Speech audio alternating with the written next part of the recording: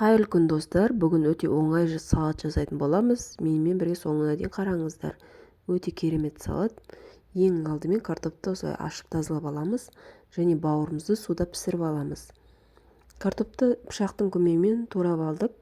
Болмаса теркадан өткізіп алсаңыз болады. Салқын суда жуып суын төгіп, қайтадан су құйып 10 минутқа қойып қоямыз. Осылай салфеткаға картопымызды салып, суын сорғытып кептіріп аламыз. 10 минут қойып қойсаңыздар, кеуіп әдемі болып тұрады.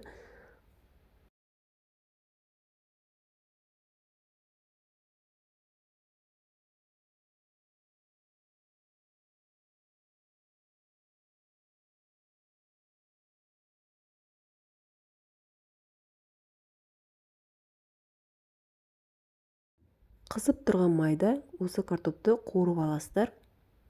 Жақсылап қызартып қуырып аламыз.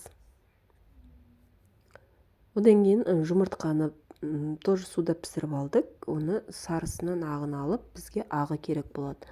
Ағын соломкамен турап аламыз. Бәрін соломкаға турайтын боламыз, видеодағыдай.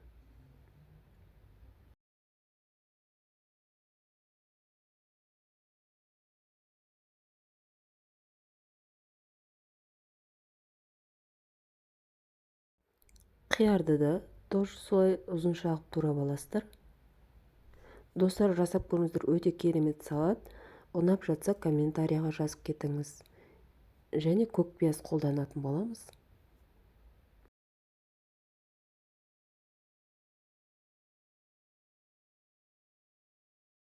Пісіп тұрған бауырымызды осылай жіңішкелеп турап аламыз. Өте пайдалы, дәмді салат. Достар, жасап көріңіздер.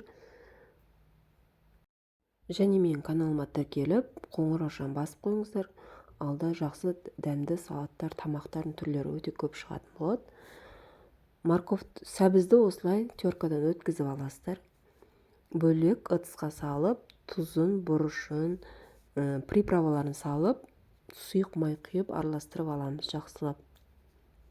Болмаса дайын салат алсаңыздар да болады, корейский сәбіз салатын. Болмаса осылай үй жағдайында жасаңыздар. Өте дәмді салат болады.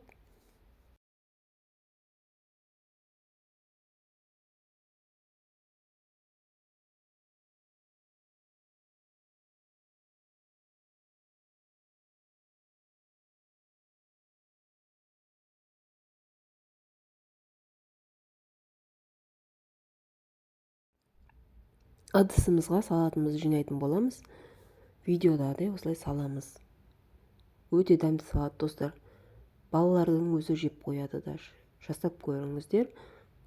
Осымен салатымыз дайын. Ас болсын.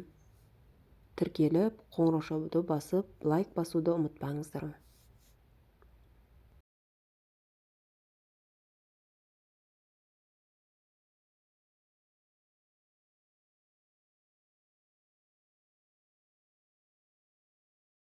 Және бетіне кішкене тұз сеуіп жүрсеңіздер, дәмін келтіреді.